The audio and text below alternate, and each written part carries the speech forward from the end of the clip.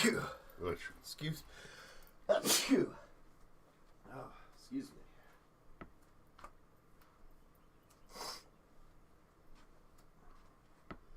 There's this weird kind of like green overlay thing on the thumbnail. I don't know what the hell that is. Oh, I thought you did that on purpose. I did not. You know what? I wouldn't worry about it.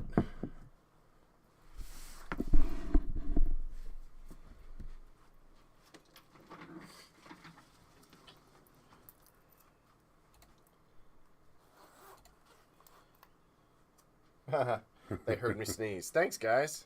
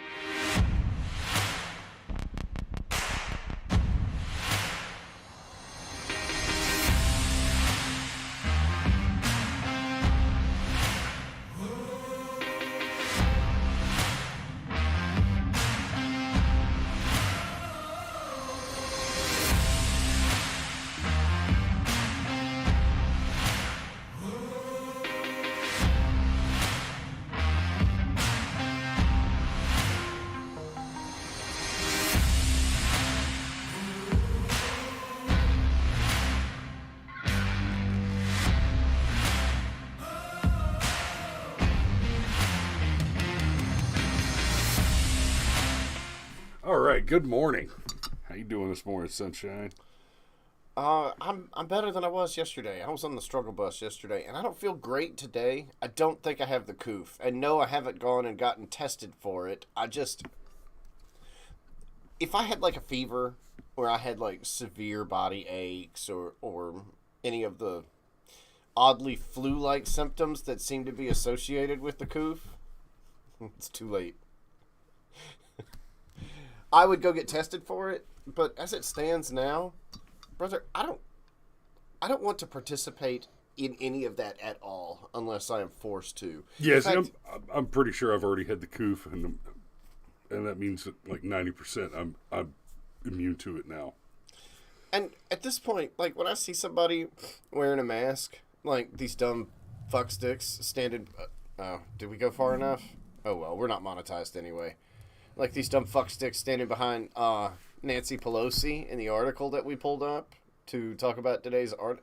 I just want to tell them, be like, look, you know the CDC says you ain't got to wear that anymore, right? I had a guy, no shit. I delivered his food, and I needed him to sign his credit card slip. And he was like, oh, you could just leave it on the chair outside. I was like, yeah, I still need you to sign your credit card slip. So he puts on a mask, and he picks up my pen and my credit card slip that I've already touched, signs it, and then takes his food into his house. And it's just like, brother, you understand, if I have the coof, it's on all the stuff you just touched, right? All of it. Like, it just... Anyhow, I'm not trying to get us a strike. It's just, you know, and I don't want to get off the I don't want to get away from the topic either, but it just that story. I was at a gas station the other day, and I watched this guy. I shit you not. So he's wearing a mask and goggles, and he pulls out his wallet, or he pulls a rubber glove out of his pocket and uses that to pull his wallet out, and then uses another rubber glove to pull out his card and stick it in the card reader. Right, puts the card back in his wallet, puts the wallet back in his pocket, and then with his naked finger, enters his PIN number. Oh,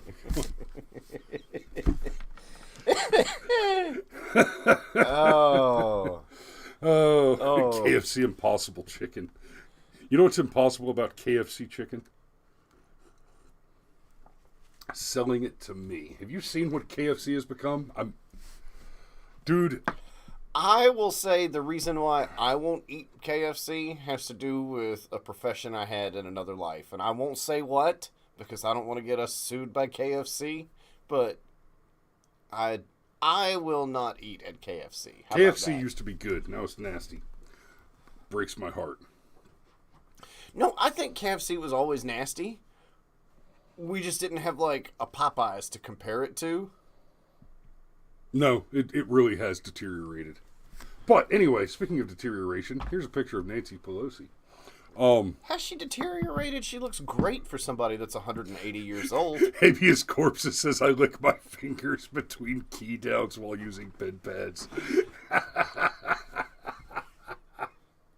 Oh, shot. Oh. Okay, so guys, I don't want to keep talking about the abortion thing. I don't. But Well, because there's not been a decision yet. And well, no, there has. Well, no. Well, I mean, okay.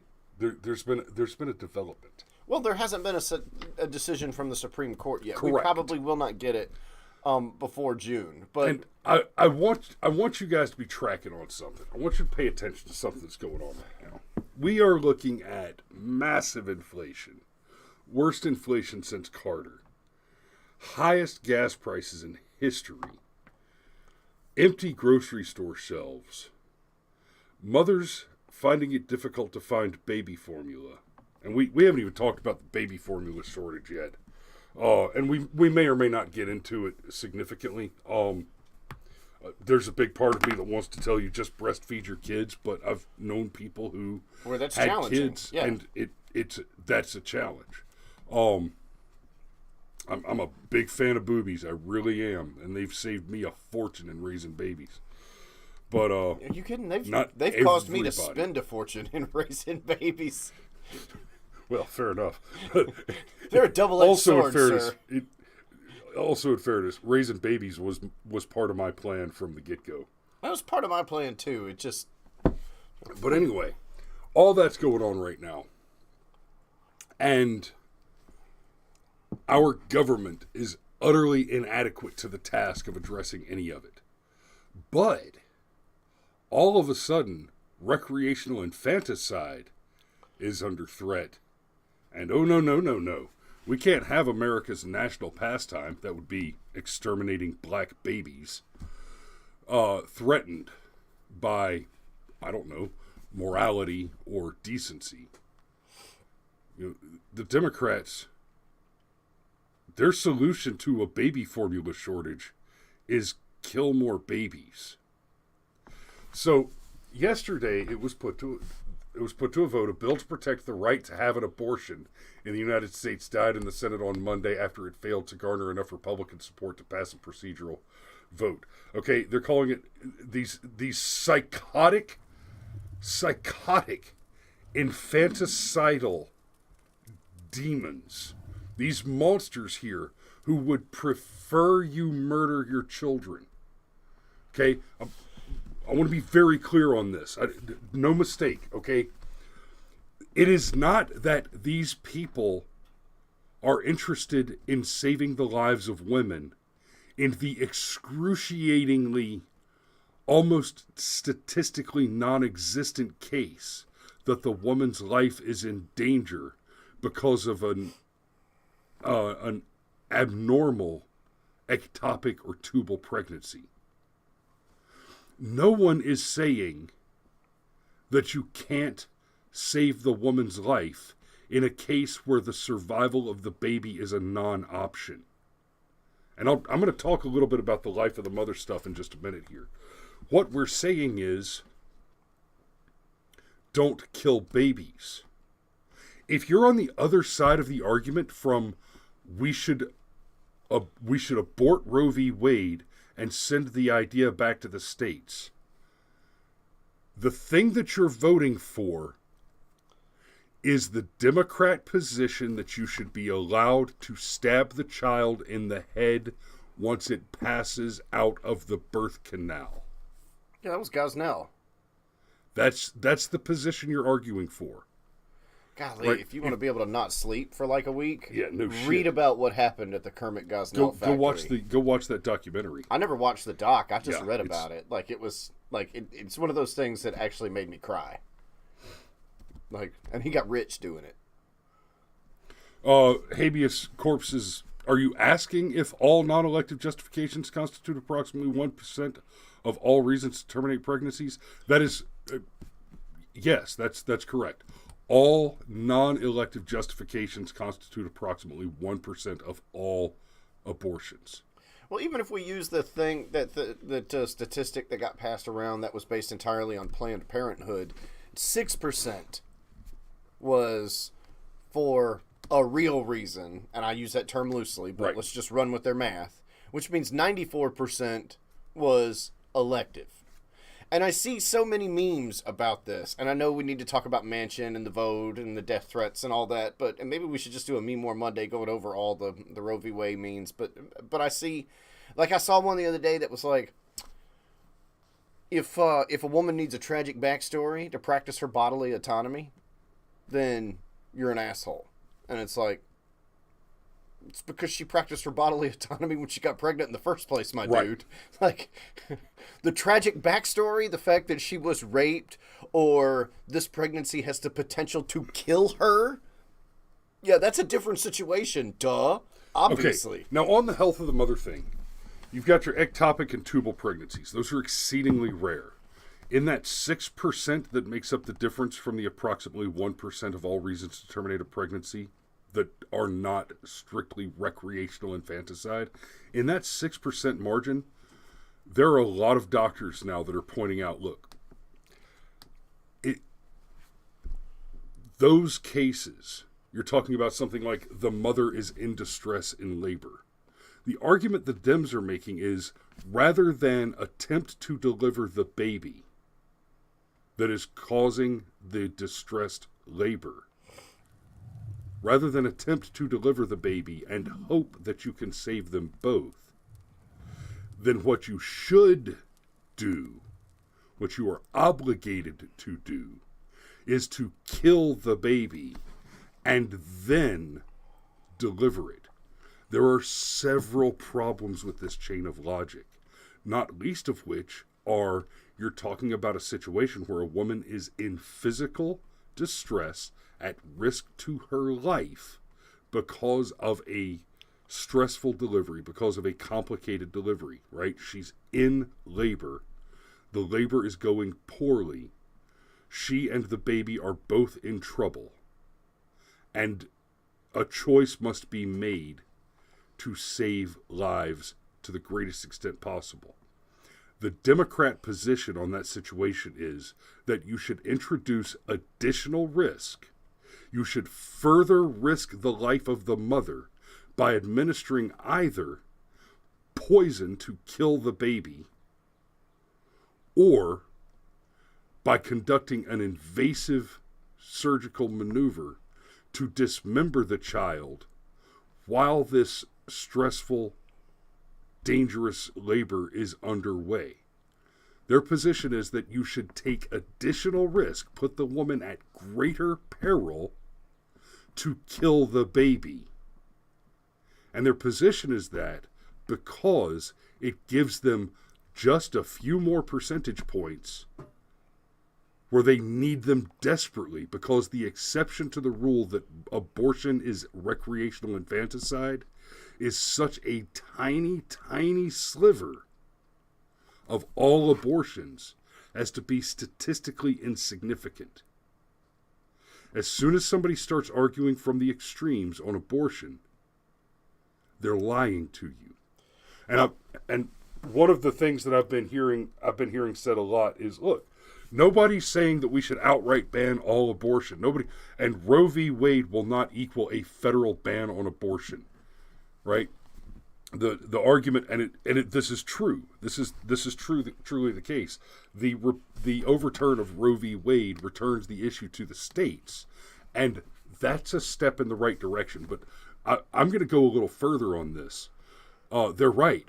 Nobody's talking about a federal ban on abortion, and here's one of my questions: for the spineless, shitbag, shiftless Republicans that we've got in office that are little more than a stopgap, little more than a roadblock for the psychopathy of the infanticidal, child-grooming left. Why not a federal ban? Okay, you need an exception for ectopic and tubal pregnancies? Sure. But how about this? Murder is a fucking crime. That's not complicated.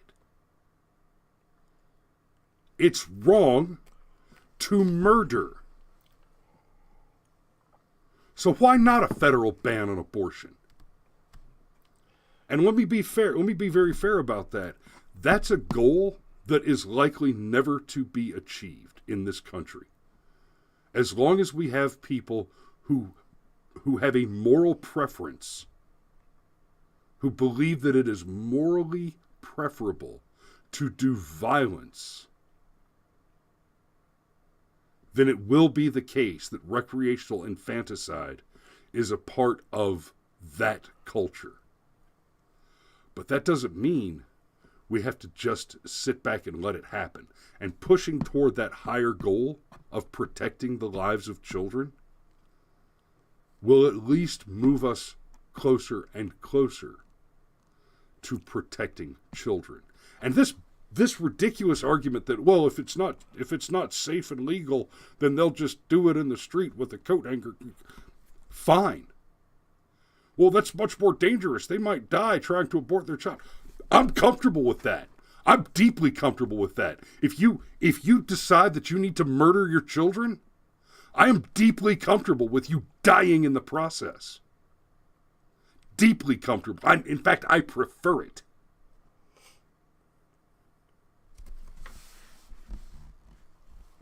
I didn't think you were going to take it quite that far, but yeah. Cyber asked a question about Born Alive acts. If I am not mistaken, and we're talking about accessing memory code from 15 years ago, but if I am not mistaken, it was actually Obama that voted against a Born Alive act in Illinois. That's correct. Because he was worried about the slippery slope, basically, that in and of itself a Born Alive act was reasonable, but it would be the first step in the link in the chain to restrict abortion rights across the board. And just in case anybody's not tracking on that, the Born Alive Acts, what they said basically was this. If you attempt to abort a baby and the baby doesn't die, right? So you tried to murder the child and the child survives. The Born Alive Acts would make the law require that the child be treated like a child. A person with rights and autonomy. Which means that the hospital is now responsible for administering life-saving medicine. So if you attempt to murder the baby and the baby doesn't die, you fail to murder the baby even though you tried, right? The Born Alive Acts would say, now you have to save that baby's life. Man, the Democrats that are demanding on-demand, state-sponsored recreational infanticide now, they have voted against that. Their position is, if you try to murder that baby and it doesn't die, then you get to kick it under the trash can and leave it there to starve. But, okay, now, in fairness, the baby will probably die from its wounds or of dehydration before it starves. But my point stands. Well, look, it's like, honestly, it reminds me of, like, the don't say gay thing. Like, who needed a law to tell you that if a baby survives the abortion, you should try and save its life? Apparently Democrats. Well, I mean, again, it's like one of those things, it's like, who needed a law to tell you you should probably wait till after third grade before you start having the talk about the birds and the bees? Like, oh, man, it breaks my brain. Like, it really does. But I think what happened yesterday, and I'm going to transition this over because we've gone back and forth, but I wanted to say this anyway, so this is going to work out perfectly. I think what happened yesterday proves that there is a really good chance that the Supreme Court is actually poised to strike down Roe v. Wade, and strike it down for the exact reasons that Ruth Bader Ginsburg said. It's bad case law. Rights are inferred that never existed in the Constitution. Like, it is a big stretch. Like, it just is. You don't like it, fine, but it is. And the left has a problem with it. They rely on the courts, and they rely on the courts for a reason. Courts are not accountable in most situations. If you don't vote the way that I want you to vote, once you get to Congress, I can vote you out of Congress. I can tell all my friends and family that you're a giant piece of shit and you need to leave Congress. All right? And for better or for worse, putting aside all of the morality of it, just in a slightly cynical view, but an accurate one, politicians want to get reelected, first and foremost, period, end of sentence. And they have a tendency to cast most of their votes, especially the big ones, the way their constituents would want. So the fact that, say, Joe Manchin voted against the expansion of Roe v. Wade, because that's the other side of it. According to Manchin, and I have not read the bill, full disclosure, Manchin said he'd be open to voting for a bill that left things exactly status quo as they are now, but he would not take it any further. And apparently the bill that the left tried to pass yesterday did not just try and codify Roe v. Wade, tried to take it even further than excuse me, y'all, still struggle busing ever slightly. Tried to take it even further. So Joe Manchin voted against it, and that's the thing. When they hit you with these statistics where they're like, 80% of Americans are okay with abortions. Yeah, 80% of Americans are okay with abortions in the first trimester and in situations of rape and life of the mother. They're not okay with partial birth abortions. I promise you'd have a hard time finding 10% of Americans okay with that. And if you think that's an exaggeration, look at the law that the New York Assembly clapped for when they passed it, that codified abortion as late as possible in their laws. So again, Roe v. Wade being overturned just means that a bad federal law that was never really law, okay, even that is a misnomer. It'll just kick it back to the states. And there are some states, like up until recently, Virginia with Ralph Northam. Well, it was like, hell, you could abort the baby after the motherfucker was born, which I'm not real sure how that works. Okay, that's sarcasm. I am real sure how that works. And it's disgusting. Yeah, habeas corpus mentions the MD Senate Bill, Maryland Senate Bill 669. And yeah, that one, you can kill the baby up to a month after it's born. And what you're saying, that's something that's important. When you look at Democrats right now, if you know Democrats right now, you know people who are in support of in anything that the Democrat Party is putting forward on abortion. I want you to look at them with disdain. Tell them they should be ashamed of themselves. Because no matter what their personal position on the subject is, what they're voting for is up to and including post-birth abortion. For the reason, up to and including, that the mother simply cannot afford the child. And we keep hearing this repeated over and over and over by Jen Psaki and all her ilk. The Democrats keep saying that more than 2/3, 70% or some shit, of Americans support the pro-choice position. And that is a very careful, almost but not quite a lie. And so I want to show you some polling data. This is one of those. The Supreme Court should rule 2. Make abortion illegal, 17%. Allow each state to decide, 44%. Make abortion legal without restrictions, 36%. So this chart alone shows us that more than half of the country, almost 2/3 in fact, are actually on board for repealing Roe v. Wade at a minimum, right? And you have this one, make abortion illegal. That takes it a little further than repealing Roe v. Wade. Because repealing Roe v. Wade itself, despite the claim that there's nearly half the states or just over half the states have a trigger law that will ban abortion upon the overturn of Roe v. Wade. That is true. But that's something that's external to Roe v. Wade. Roe v. Wade itself, once that very bad Supreme Court decision is overturned, doesn't actually in and of itself change any abortion laws. It simply removes the federal government from engaging in an activity that it was not ever authorized to engage in. Show me in the Constitution where it says the federal government was given the authority to use its guns to force us to let our children be murdered by the Kermit Gosnells of the world. And then we come down a little bit. So the next question is, should SCOTUS uphold Roe v. Wade? And in this one, just over half say that they should uphold it.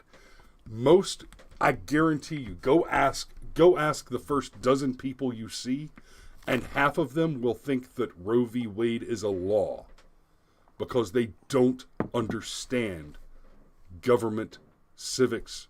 They don't understand what they're looking at. To be clear, Roe v. Wade is not a law, as in it was never proposed, voted on, passed, and signed into law. It is a Supreme Court decision that sets precedent.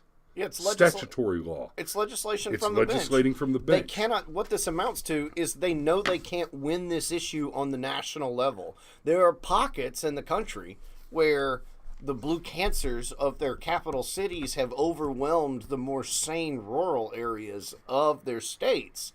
Look, and there are even pro-choice people that have this sort of opinion.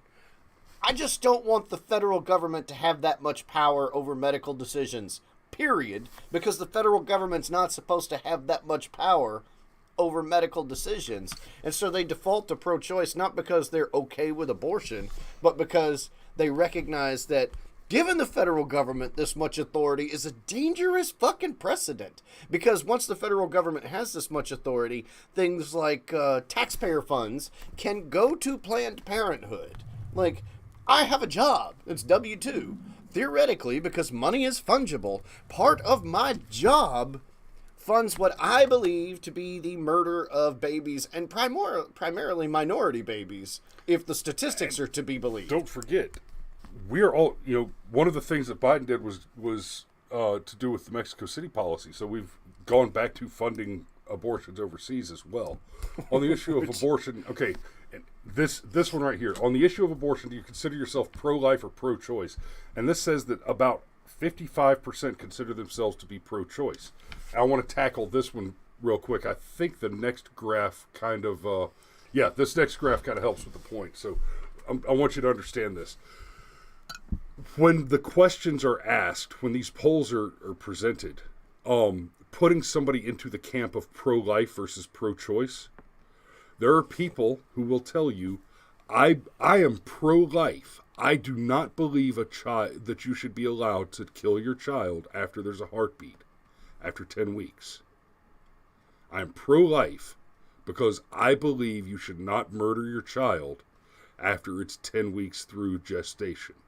10 weeks into a pregnancy, I am pro-life because I don't think you should kill your baby. Got that one? Now, stick with me.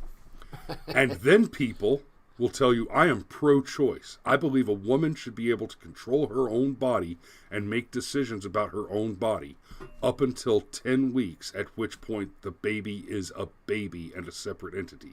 So I am pro-choice. And that's that gray area. You've got people, I am pro-choice up to 10 weeks. I am pro-life after 10 weeks. That's the same position. It's not my position. I think you should never kill a baby because I'm a human being with a moral compass, and I have an interest in life, liberty, and the pursuit of happiness, and that life, liberty, and pursuit of happiness be treated with equal respect under the law for all people, and that includes all people, No, Democrats, I will not sit here and argue that blacks aren't human and therefore should still be slaves. That's your position, that babies aren't human and therefore can be murdered recreationally for mere convenience. You can be whores. You cannot be murderers.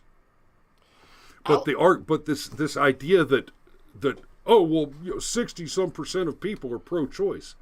Less than half of that 60% are pro-choice all the way up to 10 weeks. Very, very few of them. So, would you favor or oppose a law to ban abortion after 6 weeks with exceptions for health of the mother? Right? Most people, it's saying that most people oppose a ban after 6 weeks with exceptions for health of the mother, but a little better for after 15 weeks with exceptions for health of the mother. Well, and Alex points out that if you change the question to say, okay, at the point of heartbeat, the answers change. Yes. That is, like, even their... What's amazing to me is I understand how carefully they crafted this polling data to get the results they wanted, and they only just fucking barely got the results that they wanted. And look,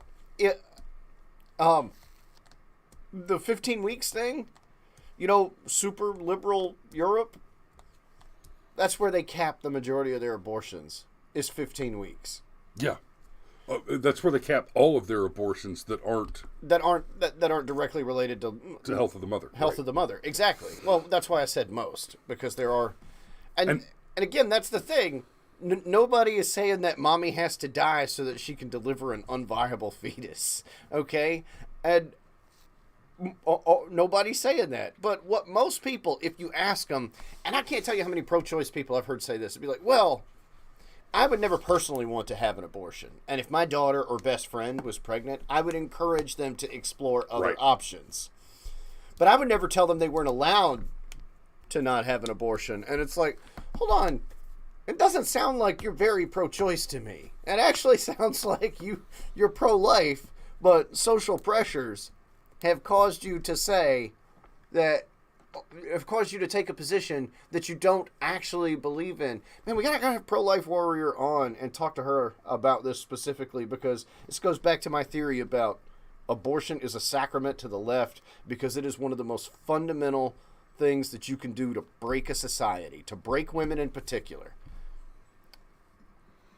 So I want to take one more look at these graphs, and then I got to call it because I got to get out the door. Okay, so do you think abortions should be legal or illegal when the woman's physical health is endangered? Legal. In the vast majority of respondents, they say legal. The pregnancy was caused by rape or incest. The vast majority of people say that it should be legal in that case, right? There's evidence of serious birth defects. Okay, now we're getting down a little closer to half. I'm glad they colored it in blue and red here. Also, to be clear, part of the Democrat position is you should be allowed to exterminate your children if they're not the perfect Ken doll you were hoping for. Crackshot. Yes, that's one reason why I want to have Pro-Life Warrior on. That sentence, the trauma of killing a baby can create female sociopaths. Yeah, that's how the Democrats got in power. The woman cannot, and this one just blows my mind that they even asked the question. The woman cannot afford to have the child. You see this near 50-50 split here? With the no opinion from 7%? How do you have no opinion? Half of people, 48%, almost half of people. To be clear, these are the people that voted for Joe Biden. These are the people that vote Democrat. These are them. The most safe and secure voters? And their position, the safest, securest voters in history, voting for the most popular president ever elected, by God, believe that it is morally acceptable to such an extent that it should be free, as in paid for by the taxpayer. Free. They are so pro-abortion that they want you to kill your child after its head has escaped the birth canal for no reason other than you may not be able to afford to raise that child. Abortion is a question of convenience. We are talking about people who demand welfare. We are talking about people who demand extended unemployment benefits.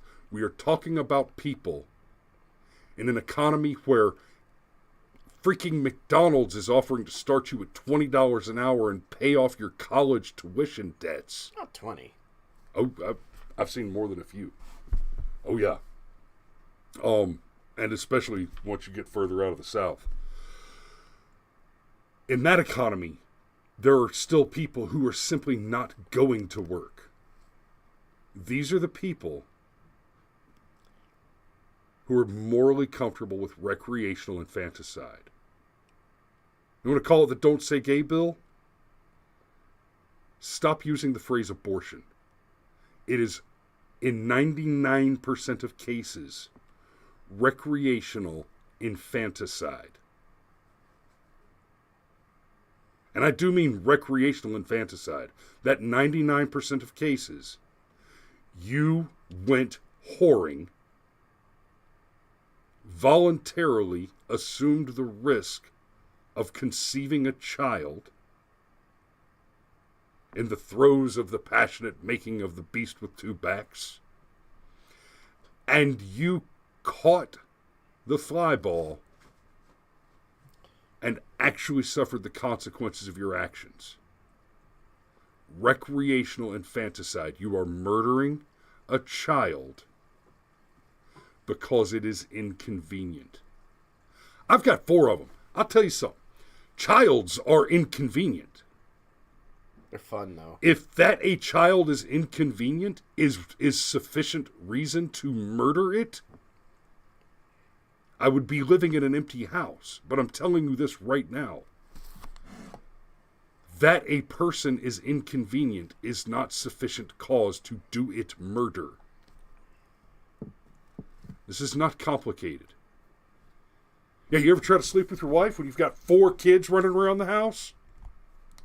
All under the none of them are teenagers yet. All right. Still got one in diapers. Not much longer.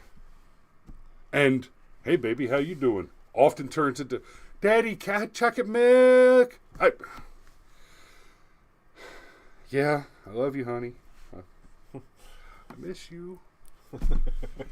Yes, children can be inconvenient. Democrats are also inconvenient. How would you like to have that argument? Cypher. We need to stop giving him top comment award because he just... Well, here's one for him because I'm amused by your diapers. Anyhow. And yes, Sergeant Major, children are a gift from God. I love my children. Raising babies is difficult work. It is worthwhile work. And my heart breaks for you if you haven't done that yet, especially if you don't get to do that ever. And